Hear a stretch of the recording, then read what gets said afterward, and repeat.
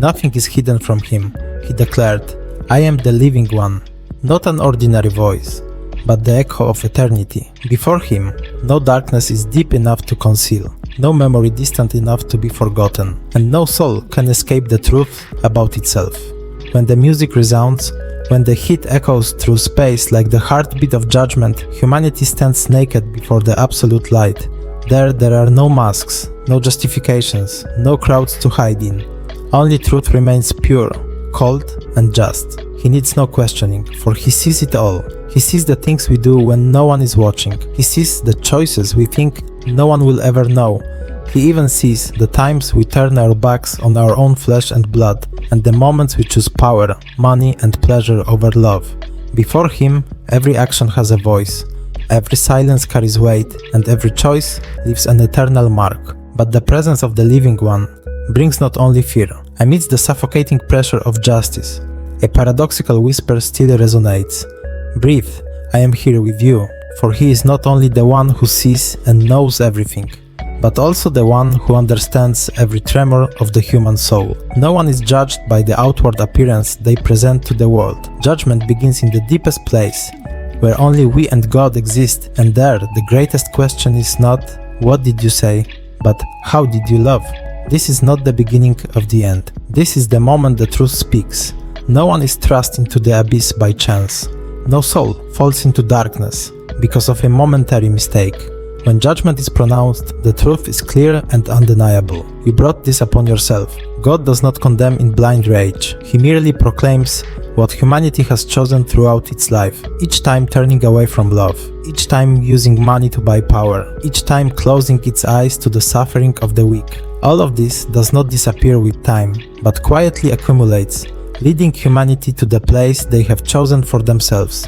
The abyss does not open as a sudden punishment. It opens as the final door on a path humanity has long walked. There are no more excuses, no one to blame, only the stark truth remains. What we sow is what we reap. And in that moment, judgment is no longer a question from God to humanity, but the answer from their own lives. Hell doesn't begin when he speaks. It begins the moment humanity refuses to love. Not all sins take the form of violence or hatred. There are sins that are quieter, but no less grave, turning one's back on one's own flesh and blood. When family ties are abandoned, when responsibility is denied, the soul begins to crack from within. He has seen moments when people reject the love entrusted to them.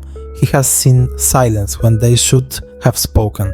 He has seen indifference when they should have embraced. A sacred calling is not destroyed by a single wrong action, but by a series of selfish choices throughout life. The judgment resounds not to humiliate, but to expose the truth. What distances people most from God is not weakness, but the fact that they could love, but chose not to love.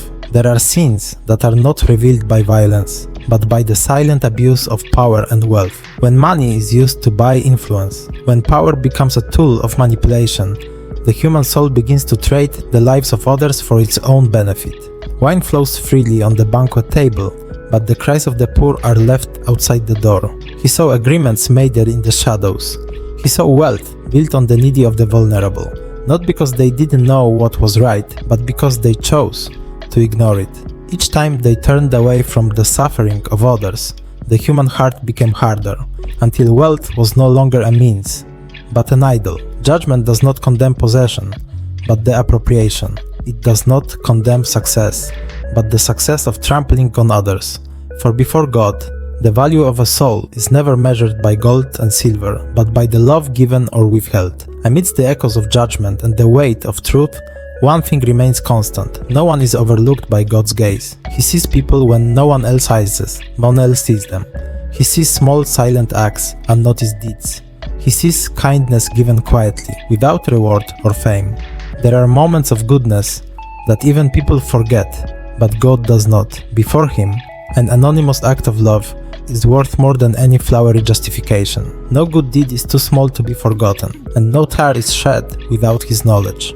That gaze not only illuminates sin, but also preserves hope. It reminds people that, even in the deepest darkness, goodness leaves its mark, and it is these marks that will speak on the last day. In the midst of the heavy moment of judgment, when the soul trembles before the undeniable truth, A gentle voice speaks. Breathe, just breathe. I am here with you. It is not the voice of a cold judge, but the voice of the one who remains with humanity even in their weakest moments. God does not rejoice in condemnation. He is present to uplift, to reassure, to remind us that judgment is not meant to crush, but to heal. In that trembling breath, humanity is invited to pause, to confront themselves, and to realize that they are not alone. Even when the truth exposes all wrongdoing, love stands there, waiting, for in God, justice is never separate from mercy.